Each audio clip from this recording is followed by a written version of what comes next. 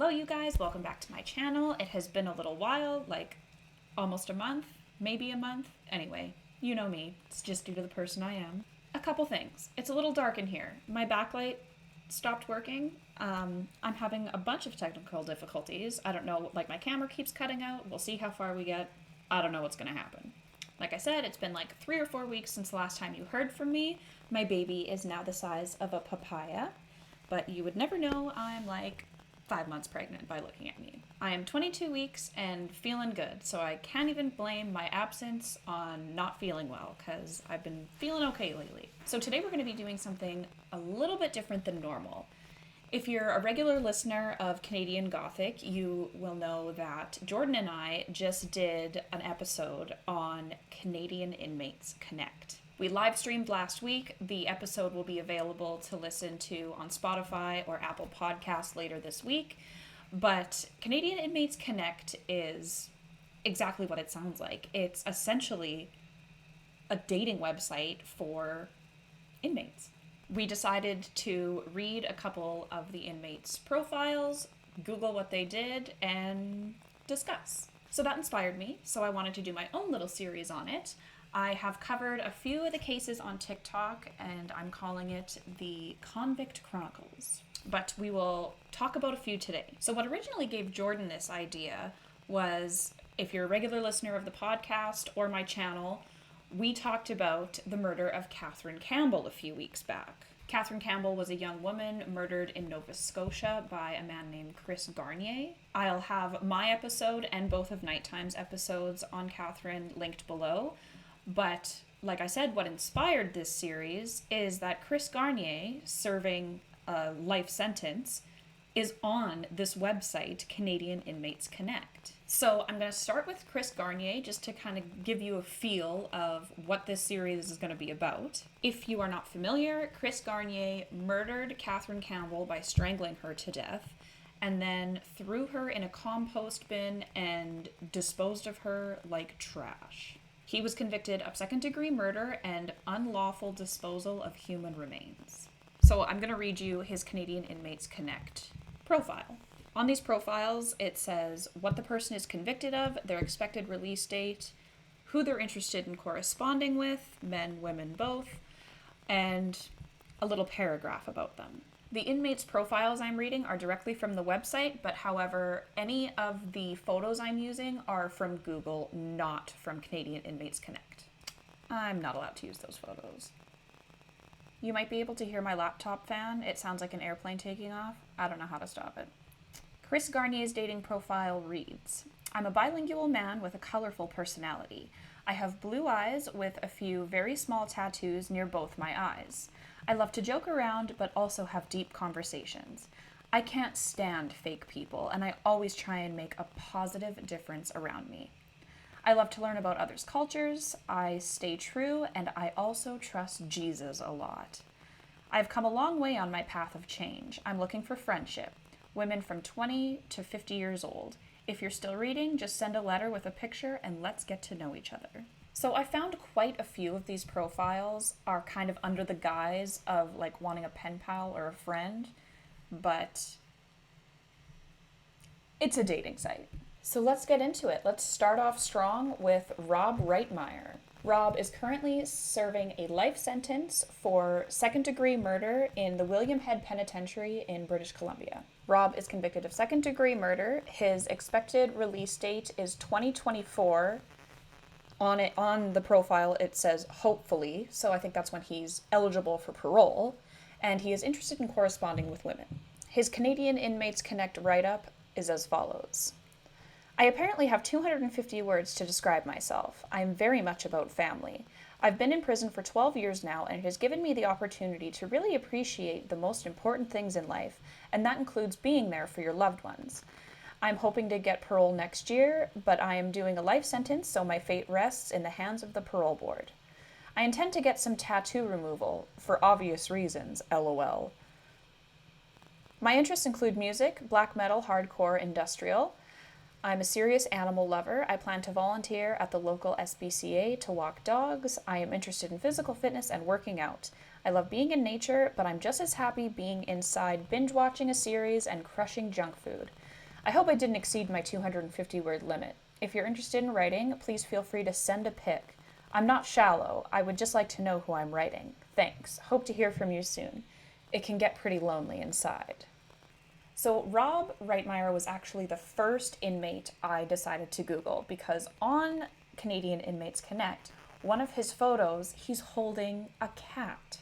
It's like this long-haired white Persian, and he's holding it like a baby. And I was like, oh, you know me, I'm a cat lover.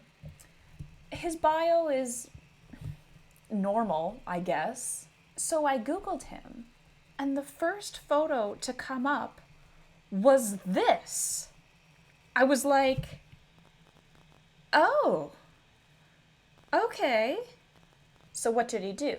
On October 3rd, 2010, Rob and his bestie Tyler Stirrup, pictured here in front of the swastika flags, beat a 47-year-old man to death completely unprovoked. Rob and Tyler were 23 and 24 at the time. And they were spray painting graffiti in a back alley in Calgary.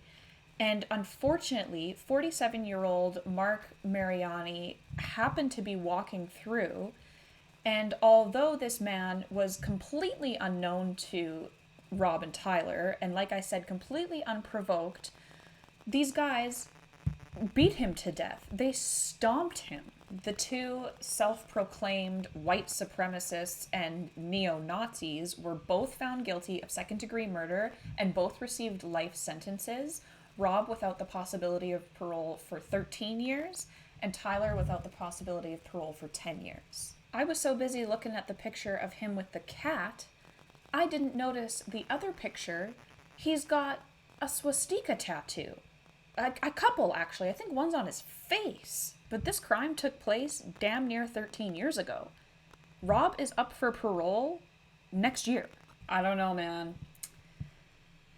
The Canadian justice system constantly disappoints me, but that's a brutal crime. I hope he doesn't get out. He should serve minimum the complete 25 years, I think. Moving on to the next eligible bachelor, 48-year-old Dale Sipes. Dale is currently serving 2 life sentences for first-degree murder at the Mountain Penitentiary in British Columbia. His expected release date is 2028, and he is interested in corresponding with women. His Canadian Inmates Connect write-up is as follows. Hello, my name is Dale. However, my friends in church call me by the name I received at my baptism, Moses, after my saint, Saint Moses the Black. I'm an Orthodox Christian looking to connect with other Orthodox Christians, specifically Orthodox women, for friendship, possibly more. I am currently in university working toward my ultimate goal of acquiring my master's degree in Orthodox Christian theology. My interests include music. I enjoy any music that is expressive regardless of genre, as well as woodcarving, leathercraft, reading, the outdoors, and many other things. When I was convicted and sentenced, I needed to take time to rethink my life. Since 2007, I have been actively working on becoming a better person and man. So many years have passed since I put myself out there, I'm unsure of how this all works. My priest and close friends have encouraged me to reach out, so this is me doing just that. I should be clear that my faith is central to my life, and while you, whoever you may be, you do not need to be an Orthodox Christian to be my friend. You should know up front this important detail about me. I wish I knew what else to say. Well, feel free to ask whatever you wish, and I will do my best to answer any questions you have. I look forward to reading your letters. Until then, be well.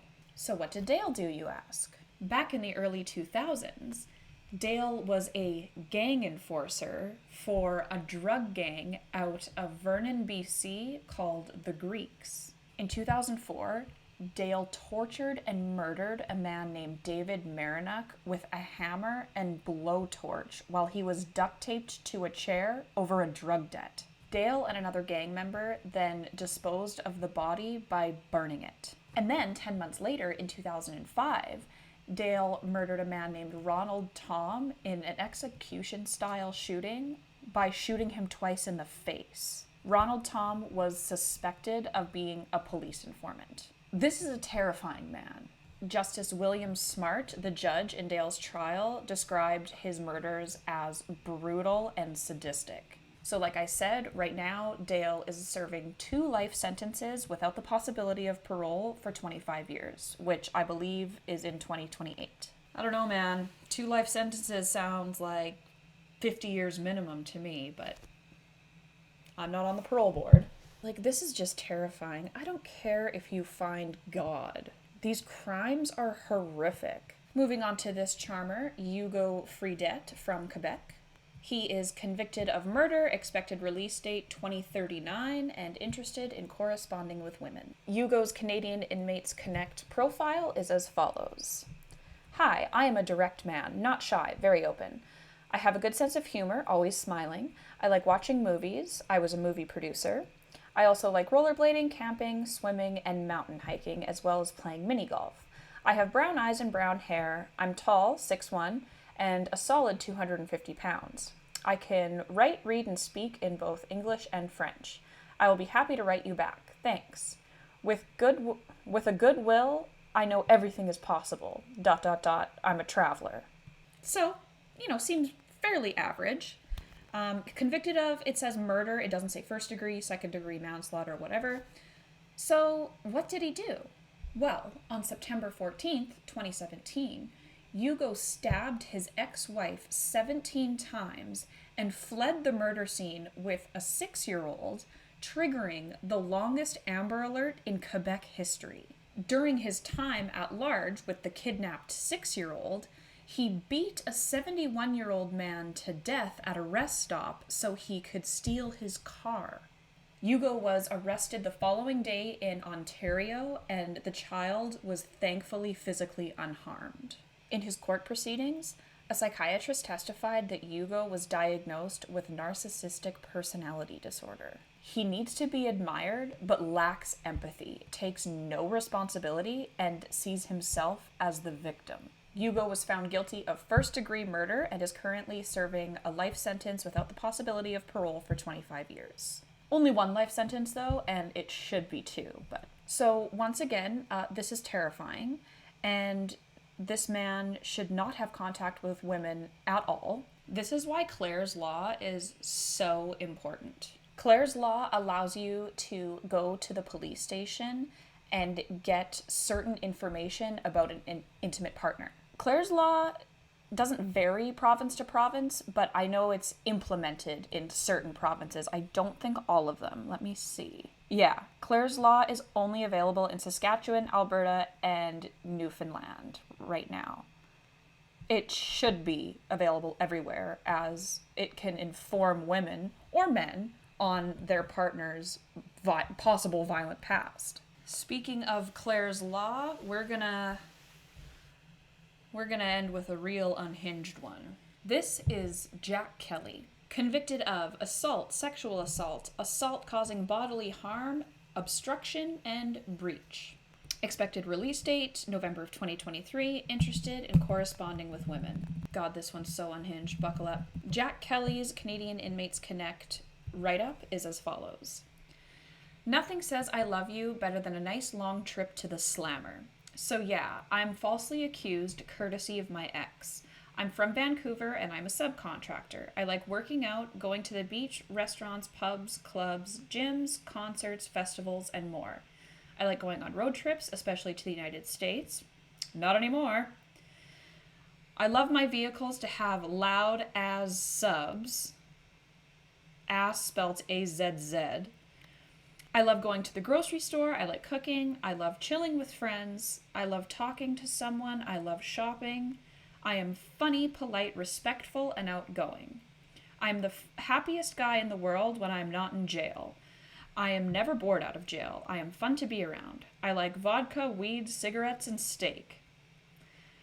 I love pop and energy drinks and juice. I love cats and I love palm trees. My last place had a palm tree in the front yard.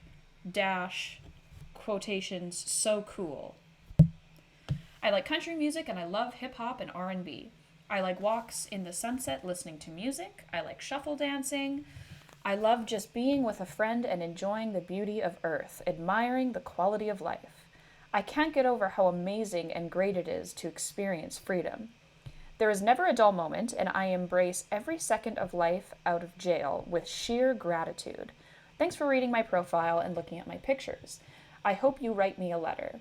Pictures are nice because honestly, I'm tired of looking at all these ugly guys all day. Don't be shy. You don't have to be Amber Heard to send a selfie.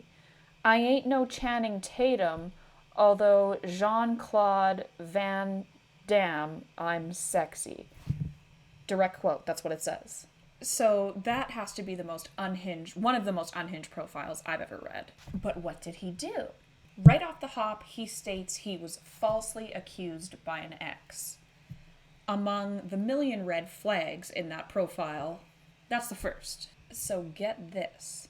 In February of 2020, Jack Kelly was wanted on 2 Canada-wide warrants in relation to sexual assault, and unlawful confinement. 5 months later, in July of 2020, Kelly was located and arrested in White Rock, British Columbia, and in May of 2021, he was found guilty and convicted of 17 charges. 17 charges. I just have this feeling that they're not false allegations from an ex. These charges include sexual assault causing bodily harm ×2, assault, unlawful confinement ×2, attempt to obstruct justice ×2, uttering threats ×2, and criminal harassment. And he was only sentenced to 7.5 years. His expected release date is listed as November 2023, which is November of this year, but I'm hoping he's just like delusional and he's got quite a few more years to serve. That would be insane if he got out of jail in 2 years. He is a violent offender. And like you can tell how like unhinged he is just from his profile. That is going to wrap up today's Convict Chronicles. I don't know why, but I very much enjoy perusing these dating profiles. You know me, I'm nosy. I'm definitely going to do another video of this nature again, but I think next time I'm going to go in blind. I'm going to pick 3 or 4 convicts, read their bios, but I'm not going to Google them before I film. So I can blind react to the contrast between their bios and their crime. Let me know what you think of this little series. I mentioned before, I will have Jordan and I's episode of Canadian Gothic linked below if you want to take a listen to that. We discuss a few other inmates that I didn't mention in this episode, and I know him and I are going to do more episodes of that nature as well. Please don't forget to subscribe, like, comment, all that good stuff, and I will catch you guys next time. I'm not going to say next week because I'm clearly not good at keeping promises, but we'll see. I'll catch you here, I'll catch you on TikTok, I'll catch you somewhere. Be safe out there, be vigilant, and please don't write these inmates. I will talk to you guys next time. Bye.